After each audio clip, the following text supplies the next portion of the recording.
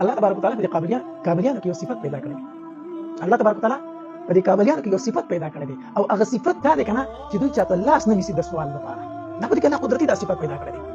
په دې کې کوم ماشوم دی، کوم ځوان دی، کوم بوډا دی، او چې د کور راوځي ګیر چاپیره ګرځي چې کوم ځای به مزدوري چې ځای وکم، کوم ځای به کاروباري چې ځای وکم، د حلال روزي ځان پیدا کړي. هیڅ هم نشي کولای کنه په دې ګلو کې په کوڅو کې به ګرځي دا کباړ دا بوتل په رښتیا کې به راټولې زمون کوسي زمون ګلې صفا کوي او هغه خرڅ کې ځان لپاره روزي واخلي. خو چاته لاس نه نیسي، سوال نه کوي. دې خو ته کاروبار چلو خو زمون خلکو ته د روزګار ورکړي دي، موږ ته سہولیات راکړي دي. دلته کاروبار کوي، زمون خلک د ځان سره نوکران کړي دي، زمون خلک د دې سره مزدوري کې نوکری کوي، موږ ته مزدوري راکړي دي خلکو. دا په باندې احسان نه دی. نو دې خلکو ته صفت مو ګورئ. دا حالت په موږ سواد مې دې خلکو باندې یو ځل راغلی. بل صفت په الله تبارک وتعالى دا پیدا کړی دی چې کو د دنیا په هر ګوټ کې دي کنه نو خپل جامه نه بدلي. په کابلی سره کې دا یو صفت دی چې کو د دنیا په هر ځای کې د جامه کې بدلون نه راځي. د خپل شمله په سر ګرځي، خپل درنې کپڑے به چولي، زنانو به ګول ګول غټي غټي چولې تر خو پورې اچولي. هغه کپڑے به چولي چې تمام بدن پکې پټ وي.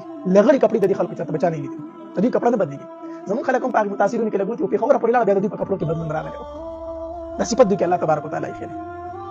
بهر حال روان دي زه ورته وایم چې کو د پاکستان پښتانه دي او کو تاسو یې موږ یو ورونه یو.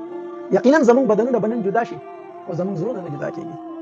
او کابلیانو ته زه د خپل پښتنو په طرف نه یو عذر په دې شعر سره پېښ کوم، په دې ټپه کې پېښ کوم چې کابل ما لګیله مکړه زما د کور په خلکو نه رسېږي. شاید په دې ټپه باندې تاسو پوه شئ او په دې کې تاسو زموږ مجبوري دي. الله مو په خپل وطن خوشاله کړه، الله مو سره زموږ حلال روزي نصیب کړه، الله مو ژوند د خوشالۍ سره زموږ الله تعالی